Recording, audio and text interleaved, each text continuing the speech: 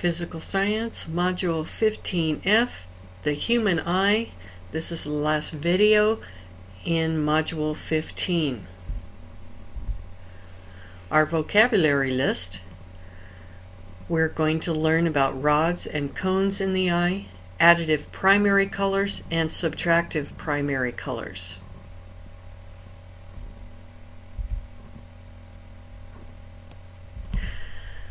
We just finished learning about converging and diverging lenses. Well, the human eye is a converging or convex lens. Light enters our eyes, then our eyes detect the light and send signals to the brain. The brain then forms an image in our mind, and Module 15 examines how the eyes handle light. So here's a rudimentary drawing of a human eye. And the eye contains many different optical elements that work together to produce vision. The eye is covered by a thin, transparent substance called the cornea. And you can see them pointing to the cornea here. This is a thin substance over the eye. The cornea protects the eye from abrasions, scratches, from dust, and so forth. The cornea also helps focus the light by refracting light that enters the eye. That means it bends the light that enters the eye. The iris is a cover that can open up wide or close down to just a small hole. So you see the cornea right here, and then you see the iris, and this part is the iris.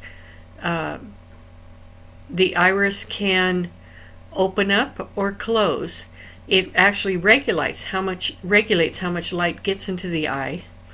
The opening left by the iris is called the pupil. So this opening right here in between. So when someone's looking at an eye, we see a circle with color, and in the middle of it we see a black spot. That black spot is the pupil. The color is the iris. In the presence of bright light, the iris closes down to allow only a small amount of light into the eye. This is called contracting. This makes the pupil very small. When there's little light in a room, the iris opens very wide. That makes your pupil dilate. This allows a larger amount of light into the eye. When the pupil opens wide, the pupil looks very large. Once inside the eye, the light is focused by a converging lens. So you can see in the drawing this lens, and it's convex, it's converging, and the light focuses on the retina. Now the retina is a bundle of nerves in the back of the eye that's attached to the optic nerve that travels to the brain. And it's very important how the light is focused on the retina.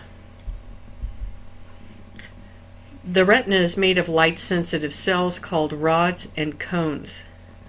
The rods and cones actually sense light hitting them. They send electrical messages down the optical nerve to the brain. So there's a series of rods and cones in here, and they actually have a further purpose that we'll learn about. Just as a camera focuses images on its film in order to take a picture, your eye must focus images on its retina in order for you to see the image clearly. The retina has light-sensitive cells that receive light and send signals to the brain. So this allows your brain to form the image you see. The eye will actually change the shape of the lens in order to keep the image in the same place, regardless of where the object is. So besides the iris opening and closing to allow more light in or to shut off light, the shape of the lens will also change so that light focuses on the right place in the retina.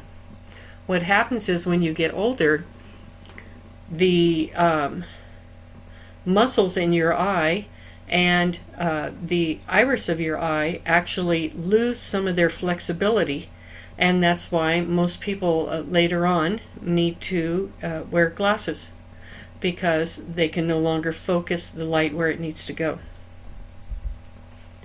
The shape of the lens is changed by the ciliary muscle. So if we go back here and look, right here you see the ciliary muscle, and it can actually pull the lens back and forth and a little bit up and down. Compared to even the most sophisticated camera, the lens of the human eye is not only significantly faster when focusing, its image has much better resolution than a camera. Sometimes because of flaws in genetics or because of the overuse of the eye can develop nearsightedness or farsightedness. In our society right now, we are seeing younger and younger children need glasses. One of the reasons for this is we're actually reading earlier than our eyes have matured. So most children's eyes don't fully mature until they're about 10 years old. So if you're doing a lot of reading before that point and not doing any vision activities that force you to look far, like playing baseball or something like that, you'll actually end up nearsighted. These conditions develop when the eye's lens cannot adjust enough to keep the image focused.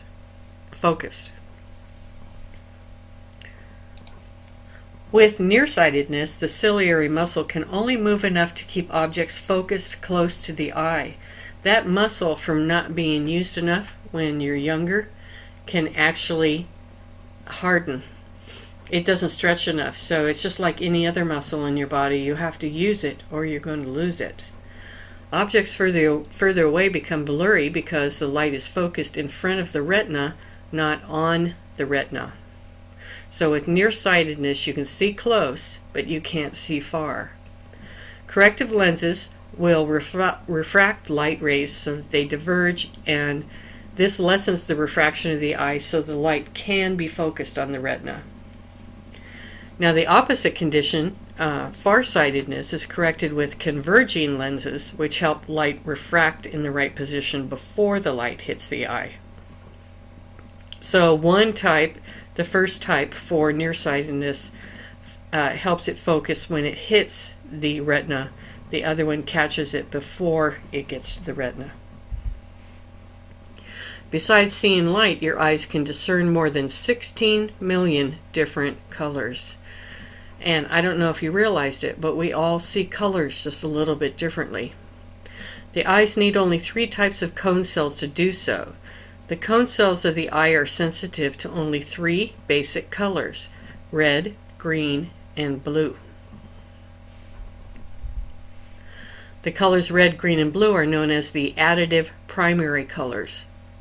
The additive primary colors can be mixed together in different proportions to produce any color. So, as an example, equal parts of red and green will make yellow. Equal parts of green and blue will make the color cyan. Equal parts of blue and red will make the color magenta. And equal parts of all 3 of these colors actually produce a white light. Now this is the colors and the process that happens with computers and TVs to make color. TVs actually shine into your eyes, but paints and dyes reflect light into your eyes. So you might be thinking that when you were making different colors or mixing colors with paint or crayons, say in elementary school, when you mixed red and green together, you didn't get yellow. And red and blue would have made a dark purple. Green and yellow would have made a very light green, and red and yellow would have made orange. Well, there's a reason for this.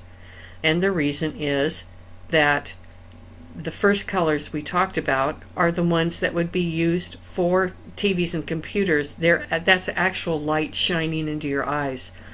But paints and dyes actually do something different with color. Red paint is red because when light strikes it, the chemical in the paint absorbs all wavelengths of light except those which correspond to color red. So red paint actually absorbs light. White light actually hits the paint, but the only light we see reflected off of the paint is red light. Green paint absorbs all possible wavelengths except those that correspond to the color green. When you mix green and red paint, the red absorbs all colors of light except red, and the green paint absorbs all colors except green. Between the two paints, all visible wavelengths are absorbed. This results in virtually no light getting reflected, and the apparent color is black. So if you mix enough green and red together, you'll get a color that's very dark. Black is actually the absence of light, so it's absorbed all the colors when you mix those colors together. So to make colors you see on a printed page, we call these subtractive primary colors. We actually use different colors for printed pages. These colors, instead of being red, green, and blue, are cyan, magenta, and yellow. The subtractive primary colors mix so that they don't absorb all wavelengths of light. Cyan absorbs all visible wavelengths except those that correspond to blue and green. Yellow absorbs all visible wavelengths except those that correspond to red and green. And yellow and cyan mix to produce green, the only visible wavelengths that are not absorbed. So the lesson basically that comes from this is we actually see colors differently. If colors are coming from a light source, we'll actually see different hues and different wavelengths of colors.